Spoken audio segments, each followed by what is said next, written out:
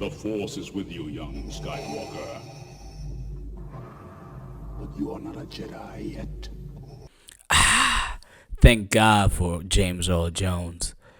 What a beautiful, deep, dark voice for the character known as Darth Vader. Don't you guys love a great villain? The villain that provides that danger, that mystery, yet that power that challenges the hero or protagonist of your story? The stories that you love to read, maybe the fairy tales, maybe the tragedies like of Shakespeare. Well, that's who I'm going to be talking today. I'm going to be talking about one of the better villains of at least the last 30, 40 years. The man known as Darth Vader. A villain you can sympathize with, yet know that he is on the wrong path of life. The type of villain that you want to see redeemed, yet understand that his darkness may be something that can never be redeemed. Darth Vader's story, as you all may know, starts with him being the person known as Anakin Skywalker, the young chosen one, the great Jedi, whose story I actually leave for another video because, again, his story is, again, something that you'd basically, it's a whole other, chapter. But I'll focus more on him, a little bit of him turning to the dark side, but mostly of him being part of the dark side. The true beginnings for Darth Vader began really when he was a boy. He was basically born to a slave mother on planet Tatooine, as we all saw in the first movie, or at least the remakes of in the early 2000s. It was when he was a genius engineer. He could basically do anything with machinery, create his own ships, as we saw him in that race. And he also did have a talent for being being in tune with the Force. And it was that talent that Qui-Gon Jinn, the Jedi Master, or Jedi Grand Master, I should say, saw in the boy. And basically tried to recruit him and take him to the Jedi Order with his Padawan, known as the Obi-Wan Kenobi. And it's that time of when he had to leave that he had to start to begin to feel that sense of loss, that sense of being alone. And as he left his mother and as they waved goodbye, he initially thought that at least maybe he'd be able to go back and take her out of the situation that, he had been born into. But that was something that unfortunately he would never see. As we see, he first saw his, surrogate father die in Qui-Gon Jinn, as Darth Maul took him out. And then he would basically be put under Obi-Wan, who's like an older brother to him, but who was still young and growing as a person himself. So he did not really have the leadership or capability to really read how and know how Anakin felt. So he taught him as best he could. Unfortunately, he was able to not see what was seething in Anakin's psyche, not see what was seething underneath what was plaguing him. Instead, he focused more on the arrogance that, of course, a young, talented young man would show, and try to basically make him humble basically as a space monk, as the Jedi were. But still, it was that spunk and that thing that made Anakin who he was. Though, as he was very wiry in terms of his personality. So again, that which made him endear him to the clones as they fought in the Clone Wars, as he was able to lead them to numerous victories over the Sith, as well as some of the more evil villains in the Star Wars universe at that time. And he was able to earn their respect, but yet still felt alienated by the Jedi Order, as they felt that he was not really a Jedi, as they doubted if he was really the chosen one, as Qui-Gon Jinn had anticipated. So it was that alienation and that nitpicking from Obi-Wan and the fear of losing his loved one in Padme that continue to urge and continue to foster that sense of loss, that sense of being alone, that emptiness. And in his haste, in his haste to really curb that anxiety of really trying to fill that empty hole that he felt inside, that he would actually turn to Senator Palpatine. The Jedi Order had basically told him that, hey, like, keep an eye out on him because they could see in the politics that he was gaining power and that he wanted to become the Chancellor, and something that they, as a Republic, of course, would have to watch out for. And in that time, Palpatine would come to know and come to see that emptiness that Anakin felt, and he would be able to also see that the Jedi did not trust Anakin, that they actually feared him more than they actually loved him as a Jedi. So seeing that opportunity, Palpatine was able to ingratiate himself as a way that he could help Anakin fill in that emptiness that he felt, as well as curb the anxiety of that sense of loss that always foreboded, in his life. From the time when he was young, as when he lost his mother, being a young Jedi, as she was killed, that he killed those who killed her in turn, but yet he was never able to feel up again that sense of loss. So with Palpatine basically getting into his head, he would basically start to doubt the Jedi, and he would basically start to actually see them as his enemy because their alienation, their beratement, their lack of respect was clearly to be seen by him now at this point, especially, and this all culminates in that scene where he thinks he's about to be appointed to become a master at the Jedi Council, but we'll just find out though he's appointed to the Jedi Council, the only reason is because he was very close to Senator Palpatine, or Chancellor Palpatine at this time. That was the last straw that broke the camel's back, per se. With that happening, he essentially gave up on the Jedi. Yoda and Obi-Wan, though they could sense that he was actually turning away, they knew that emotions was a way to the dark side. They were unable to get there in time, as Yoda, even though they had a few chances, Yoda did, as he tried to talk to him, tried to tell him to find peace, but at that time, it was, I would say, too late. They had missed the opportunity, they had missed the boat. They should have got to him when he was still young, when he was still trusting of the Jedi Order. So, with Palpatine, actually, you can see when he finally makes a turn is when Palpatine was down and out. He had finally been caught by the Jedi, and Mace Windu was about to arrest him. He would essentially cut off Mace Windu's hand and aid in his death, as Palpatine basically used Force Lightning to electrocute him and push him down to the city below. So from that is the beginning of him going to the Jedi Temple and executing Order 66, as we all remember. And he'd end up killing young Jedi, fledglings, and the Sword Jedi Masters.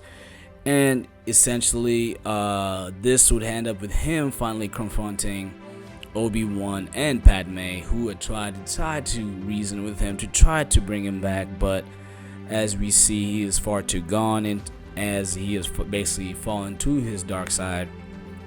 And him and Obi-Wan would end up dueling at the planet Mustafar, which has fire and lava all around them. They would end up dueling, and of course, Anakin is a better warrior, but he would end up actually losing due to that, him believing he's a better warrior, the arrogance he showed when Obi-Wan had the high ground, and he would end up basically losing his arms, his legs, and suffer horrible burns in that temperature over 9,000. No, I'm just kidding. That joke was whack. But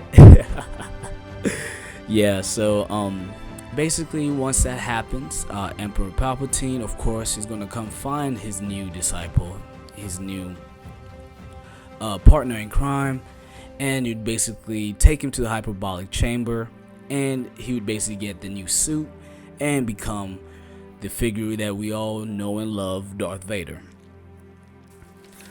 Now, as he learns that Padme is dead and his fury for Obi-Wan is still there and fresh, that sense of loss is still there, but now he has filled it up with anger, pain, and rage. And with those emotions, with those feelings, he would go on the campaign of being the worst Jedi, best Jedi killer ever. He would hunt the remaining Jedi, kill numerous Jedi Masters, and he would basically help establish the Empire as a ruling force in the galaxy. Yet, in a side story in a game, The Force Awakens, you'd start to see cracks in the loyalty between him and Emperor Palpatine. As the rule of two for the Sith, who basically those who follow the dark side of the Force are, they, as you know, there's no honor among thieves. So again, he would start to dream of being the one who's the master, no longer the disciple. And he would basically, in this game, The Force Awakens, it's actually The Force Unleashed, my bad, actually. He would basically raise a disciple to try to basically do the same thing that, Darth Sidious did with him. But of course, Darth Sidious, not being a dummy, would basically find out what Darth Vader's trying to do and order Darth Vader to essentially kill his Padawan named Starkiller. And you'd go to more of a side story where Starkiller would basically help lead the rebel forces, which are, I guess, before Luke Skywalker's time. So again, Darth Vader goes and lives his life like that until he meets the infamous protagonist and hero Luke Skywalker. It's here where he actually finds out that Luke is actually his long lost son, and now he actually feels that this is actually the best way, as he has lost Padme. He is basically at this point killed Obi-Wan, and now basically those he knew and loved before Luke was basically the only one left, though Princess Leia was his daughter, but that's something he would basically find out when he was basically a ghost at this point. But let me not jump too ahead. So the first time him and Luke fight, he cuts off his hand and tries to coax him into joining the dark side and becoming his apprentice, and they would basically rule the Empire as they would basically overthrow Palpatine. But of course, Luke, being part of the, I guess, good and being the hero that he is, would refuse and basically jump down and end up being saved. And from there, basically, he would go. But before Luke left, of course, Darth Vader would tell him the most infamous line in the movie history, one of the best lines ever: "I am your father." Actually, I did it wrong. You get the gist. So with him finding that out, you can tell that Darth Vader, his loyalty is waning, and now that he's actually found that his son is alive, that his feelings are starting to change. That sense of loss is starting to, though still there, is starting to wane. So it ends up with Luke coming back as a stronger warrior, and they would basically face off in front of Emperor Palpatine. And Luke would basically employ what Obi-Wan and Yoda taught him of getting the high ground and that sort. And of course, Darth Vader, not being, well, he was not dumb this time, he did not fall for it, but Luke ended up proving that he was stronger at this point and ended up basically returning the favor by cutting off his hand. And of course, the Emperor no honor among thieves, is like, hey, great job. Well, now kill him and come take over his place. Your place is now his in that sense. But Luke is like, nah, I ain't doing that. I believe in my father. There's good in him, and I am not gonna be part of the dark side, sort of thing. So Emperor Palpatine is like, all right, then you will die. So he starts, of course, electrocuting him, give him that lightning work, and Luke is screaming. He's in pain. He's like, yo, father is screaming for his dad. And here you can see Darth Vader fighting against himself. You can see Anakin versus Darth Vader happening there as he looked between both of them, the Emperor and Luke.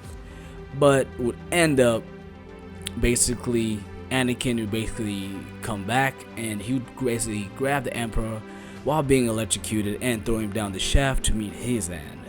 And here you'd see a basically withered Anakin or Darth Vader fall, as he now wanted to basically see his son, as he knew his time was coming to an end, and at least he wanted to at least know that somebody saw that he redeemed himself for all he had done the last I think 20 years. Yeah, 20 years. Let's just go with that. So yeah, whoa, wow, what a wonderful story, I would say, for a villain. What he proves to me is that it's a conversation between the light and the dark. As conscious beings, as human beings, we know that there is that shadow, as Carl Jung would say, in us, that is basically renamed the dark side.